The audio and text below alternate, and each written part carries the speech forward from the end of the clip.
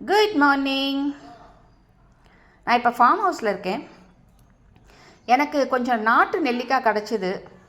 இந்த நாட்டு நெல்லிக்காய் மரம் வந்து இப்போ வந்து ரொம்ப ரேர் ஆயிடுச்சு, அவைலபிளாகவே இல்லை. ஏன்னா வந்து இதனோட காய் வந்து பெருசாக பளபளன்னு இருக்காது. ஸோ இந்த மாதிரி உங்களுக்கு வந்து இந்த ரெட் டிண்ட் வரும். இதில் காய் வந்து கொஞ்சம் சின்னதாக இருக்கும். ஆனால் இதனோட துவர்ப்புத்தன்மையும் ஜாஸ்தி, இதனோட மெடிசினல் பெனிஃபிட்டும் ஜாஸ்தி. ஆனால் நம்ம வந்து பார்த்திங்கன்னா ஜென்ரலாக வந்து கொஞ்சம் காய் பெருசாக இருக்கணும், பலபலான்னு இருக்கணும், அதெல்லாம் நம்மளுக்கு யூஸ்ட் ஆகிட்டோம். ஸோ அதனால் வந்து இது பெருசாக யாரும் இது பண்ணுறதில்ல. மோஸ்ட்லி ஹைப்ரிட் வெரைட்டிஸ் தான் வந்து பரவலாக பாப்புலேட் பண்ணுறாங்க ஃபார்மர்ஸும்.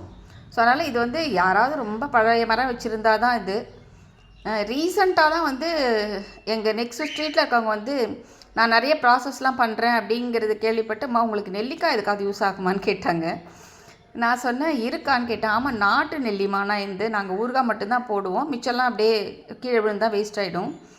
ஏன்னா கோயம்பேடுலாம் எடுக்க மாட்டாங்க, இது வந்து காய் சிறுசாக இருக்கும், கலராக இருக்காது அப்படிங்கிறதுனாலன்னு.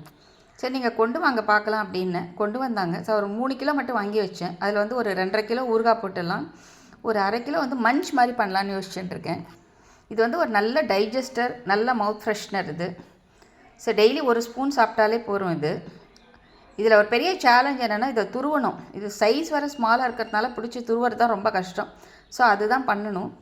நான் என்ன யோசிச்சுருக்கேன்னா, இது இன்னும் கொஞ்சம் இன்ட்ரெஸ்டிங்காக குழந்தைகளுக்கும் எப்படி சாப்பிட வைக்கலாம் அப்படின்னு யோசிச்சு இதில் வந்து கொஞ்சம் ஸ்பைசஸ்ஸு அதெல்லாம் ஆட் பண்ணலான் இருக்கேன்.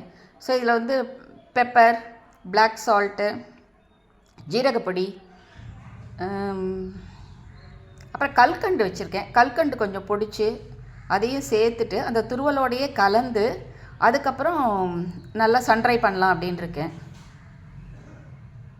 சன்ட்ரை பண்ணிவிட்டு பேக் பண்ணி கொடுக்கலாம் அப்படின்னு யோசிச்சுன்னு இருக்கேன்.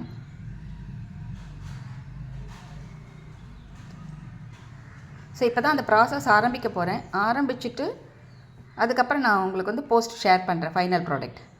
தேங்க்யூ.